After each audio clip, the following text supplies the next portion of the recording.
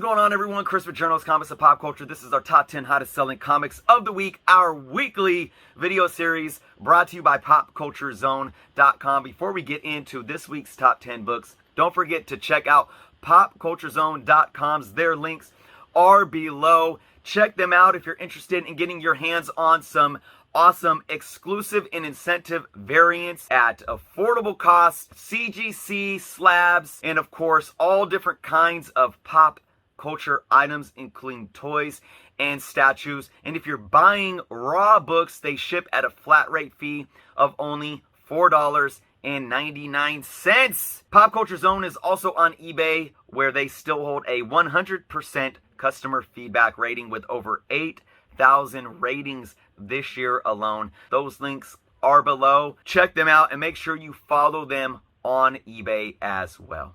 All right, guys, we are taking last week's top 10 list brought to you by CoverPrice.com. They base their top 10 list on sales data. They are the hottest selling books in terms of units sold. But we're going to be looking at the numbers of this week for those books. So that's why we call it the look back, because we're going to see how they're doing on the market 1 week later after hitting the top 10. That is right. Before we do that, let's just get into the list real quick. At number 10, Spider-Man 209, the first appearance of Calypso. At number 9, Batman 2, the first appearance of Talon, first mention of the Court of Owls. This is a great run, guys. I really, really enjoyed this run. At number 8, we have New Avengers number 7. We talked a little bit about that last week. Number 7, we have Moon Knight number 1, the Martin Simmons 1 in 25 variant. At number 6, we have Twig, the Ash Can, number 1. At number 5, Daredevil 310, the first appearance of Calypso. At Daredevil, number 4, we have Daredevil, Woman Without Fear. Number 3, the first appearance of the new Punisher logo, and just a badass cover. I love that cover. Number 3, we have Bodies number 1. Number 2, Avengers Forever. Number 3, the first appearance of Mariama Spectre. And at number 1, Batman, the Long Halloween Special Edition IMAX promo. All right, this is definitely more of a diverse top 10 than we've seen. Marvel usually dominates it. You know, we have a little more DC than I normally see on that list. What's that? It's more DC than I normally see on that list. So again, it's nice to see that variety. It's getting stale, even though we love our Marvel content. It's getting a little bit stale, and we like to see it shaken up each week. Speaking of which, Chris, let's get into your first most interesting book, and if it's props or flops off of this list. All right, guys, my number 3 pick, Jeff. I agreed with what you said about most of this run. Batman New 52, Batman number 2. I really enjoyed this run. It got a little stale there for a minute, but but overall, I really like this run. Court of Owls, man, this right here is the first appearance of Talon and the first mention of the Court of Owls. And I again, not to give spoilers, but even if you've seen the movie or not, I think it could be pretty almost obvious that they got to do something with the Court of Owls in this Matt Reeves, Battinson verse, as I'm calling it. But let's look at what these numbers did last week when it hit the top 10 and what it's doing now. A 225% upward trend in sales. So when it hit the top 10 last week's high 9.8 was $250. This week's high 9.8 was a $525. Best offer accepted on eBay. Now, I got that read there. Questionable sale. This is a very questionable sale because although I'm not able to see what the offer that was accepted is, there are books, 9.8 CGCs of this book right now sitting on eBay for a buy it now of $295, $320, around that range. So it's a big question mark. I don't know if it's somebody that bought their own book to try to push the book up. I don't want to, make any conspiracy theories out of this, but it's just a big question mark. And I wouldn't look at that sale at all to base what you guys are doing if you're in the market to buy this book. Don't just pretend like it didn't exist. Explore the buy it nows, explore the recent solds, and you'll get a better idea. But let's look at the average raws. Last week when it hit the top 10, the average raw was selling for about $17. This week's average raw was selling for about $20. That's an 18% increase in value. So overall, I mean, it's still moving. It's still moving units, and you know those raw books are starting to creep up just a little bit. So we asked the question: props or flops?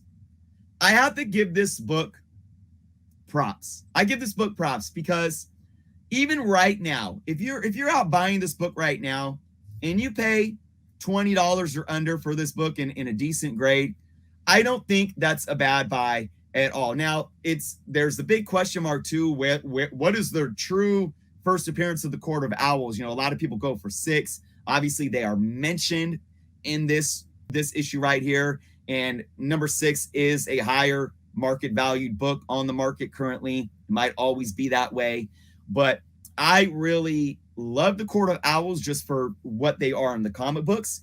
And I think if they do get introduced in the Matt Reeves Batman universe, there's going to be a lot more eyes on this. So again, if you're paying $20 or somewhere around there for a raw copy, I don't think that's a bad idea. I do want to talk about buying graded books in a quick moment, but I want to mention, like I always do, I'm not here to tell you to go buy these books. I'm not here to tell you not to buy these books. I'm just telling you guys my personal opinion based on the data. Now, even though I'm giving this book props, and if I didn't own the book, I wouldn't mind paying $20 for it. And you might hear me saying this for 99.9% of the books that we talk about, regardless if I give them props or flops or not. I am always weary of saying this is a good time to buy a 9.8 book, because especially for modern books, because I'm all about, spend $20 3 times. It's $60 if you do the math, right? Buy a few high grade books and, send them to CGC and get them press clean. Maybe you'll look out. And if you get a 9.8, you spend a lot less money. So the 9.8 market is still crazy right now to this day. Be very cautious about going after 9.8s. But overall, I think this is a solid book. Short term, we could continue to see it increase because of spec. Long term, it's just a solid story arc. Well, and especially right around a movie when people are speculating on what's going to happen next. I mean, I would fully expect that you're going to see some drop back down, and you'll be able to likely over the next month, 2 months, even 6 months, get it at a better price than what it's selling for right now. Yeah, especially in those graded. Yeah, especially like a 9.8. Yeah, I mean, I wouldn't be dropping $500 on a 9.8. I want to point out 2 things though. I do believe Court of Owls is confirmed in the new Batman video game, so that's another thing coming. Like, remember what happened with? I'm not kind of comparing it apples for apples here, but remember what happened with Miles Morales when he was announced in the video game. So people are going to get to know Court of Owls a lot better. But on top of that, Chris, and I gave the series props, no pun intended, because, I mean, for me, to have a writer, Batman's been around for such a long time, and have a writer seamlessly integrate this group that was in the shadows the whole time, but have it make complete sense, that is just amazing. Scott Snyder did such a great job with Court of Owls. I love this run as well. So even if it doesn't make it into other media properties, it's a nice book to have in your collection. I mean, it's widely considered one of the top, at least in modern stories, for Batman. And so it's never going to be a bad run of books to pick up, especially the key issues. Exactly. And hopefully we'll see more Court of Owls outside of comic books. Mm-hmm. All right, Chris, your second most interesting book from this list. And are you going to give it props or slops? What do you got? Whew. All right, everyone. Number 2, counting down. My second pick is Daredevil, Woman Without Fear. Number 3, really cool cover. I don't even know if I picked this. I picked up the first issue. I haven't read it yet. I really am liking this idea and the concept that they're doing with Elektra. But this book is hot because of a specific reason, and that being that this was or is the first appearance of the new Punisher logo. The hand logo, the hand infused Punisher skull logo. I don't think people were aware of this because they knew that the new logo change was coming. They knew he was going to have this limited series, a limited Punisher series. And I think everyone thought that that's where it was going to show up. And then it showed up in this book, and people were, the the gossip train. It was like, oh, it's in this book. It's in this book. So of course, people went out, started buying this book. So let's look at the numbers first. 241% upward trend in sales. So last week when it hit the top 10, a high raw was selling for 26. This week's high raw sold for 21. That's a 19% decrease in value. Now, as I always say, don't get just caught up on highs. You know, the high doesn't always prove as a solid indicator of what all the sales, the books that are selling on the market are doing. So let's look at the raws. Last week's average raw, when it hit the top 10, 17. This week's average raw, 11, which is a 35% decrease in value. So ironically enough, even though I did say my spiel about highs, as I always do, there is indicators from both the highs and the averages that point to what this book is already currently doing, and that is not holding its speculative value whatsoever. And I don't want to dive too much into this, but we know that there's, controversy over the logo, and I personally do think the logo change is temporary. I do believe his original logo is going to come back. I mean, he's wearing the original logo right there, boom, on the cover of Punisher #1. Sick cover, by the way. And folks forget that the Punisher logo has been temporarily changed a lot. It was infused with the symbiote logo. There was some too that were just like really wacky and weird. And I forget the proper name, but the fusion is basically, it's like a Asian culture mythos of like a certain demon, and I forget the name of what these are called, but it's infusing that age-old character with the skull, the human skull. And that's, so there's actually, if we wait till the story comes out and we read it, there is a reason behind it, because Frank Castle's working with the hand. But putting that aside, let's just ask if this book is props or flops. And I give props to the story arc, but for this book hitting the top 10, I got to get it flops 100%, because as we see already, people got the FOMO over this. And I believe the FOMO, I always say FOMO isn't always a bad thing, but the FOMO over this logo, I don't think is a good thing. It's just because it's controversial, and some people are buying it just because of the controversy, not because they really care about it, and it's not something that's going to last and hold up, in my humble opinion. And I wouldn't be surprised if next week, I don't even think this book is going to make the list next week, but I'm not going to be surprised if we don't go and look at the numbers next week, that those averages have not dropped off even more from where they're at right now. Yeah. I mean, these types of buys, when it's like around some current event or something that's got people all worked up, are never it was like that first appearance of Corona that just like it spiked and then just oh my god, that's what that feels like to me. I mean, I don't think it's that same level. Jesus, man, you're bringing back crazy, man. Oh my god. I agree with you 100%. I think this is kind of it's getting attention for the wrong reasons. I mean, I haven't read the book, but I love that cover. That cover is incredible. Cover is dope. And I am interested in the story of the Punisher, though. I'm not going to buy it. I'm going to wait till it comes out on Marvel Unlimited. But Jason Aaron's a great writer. He's written Punisher before, and it's going to be interesting. But Chris, I agree with you. Like, I don't think this logo is sticking around for the long term. So we'll see. It's going to be a new take on the Punisher, though, and that's what we like to see with these characters. I saw somebody. We may have it in our Fresh from the Comic Shop saying, what happened to the House of Ideas? They don't have any new ideas anymore. This is a new idea. So we'll see. And costume changes, it's pretty rare that those end up being things that retain value long term. I mean, there's a few, you got like Daredevil 7, that kind of thing. But for the most part, costume changes are largely relegated to minor keys at best, and usually just not known by most people. I mean, at best, minor keys, no doubt about that. This one, I don't even think is going to make it to a minor key. No. Let's be honest. We have one more props or flops to go over. Chris, what is the third most interesting book off this list, and do you give it props or flops? All right, folks. This is a tough one. So many books. I mean, I literally could have talked about all 10 books tonight, guys. But we would have been here a long time. It's a Sunday. I didn't want that to happen. So I stuck to the plan. My number one book is Bodies #1. Fun cover, by the way. I always like to, state my opinion on the cover, but we're not here for the cover.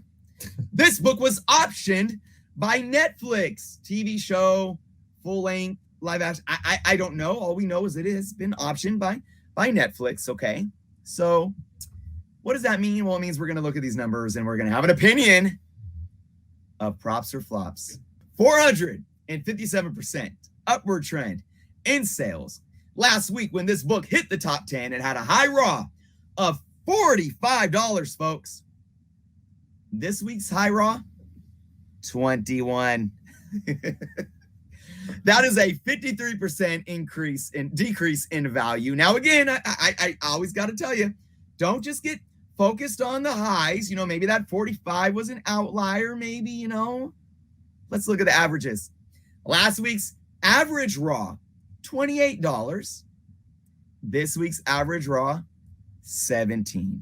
That's a 39% decrease in value. So, man, things aren't looking up for this book already. So we get an announcement, the Bodies option. Run to eBay. $45, $28, $30, $27, somewhere around there, right?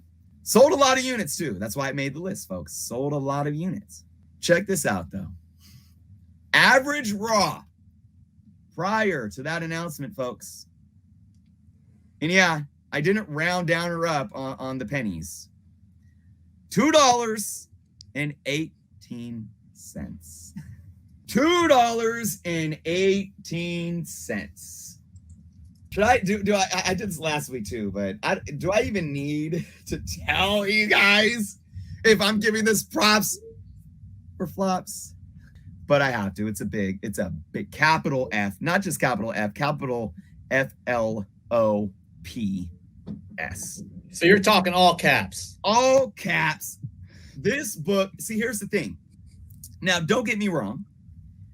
I'm not mad at a book being a certain value and then something happening. And it sparks interest. And that's just what happens on the market. Demand goes up and it can drive the book up.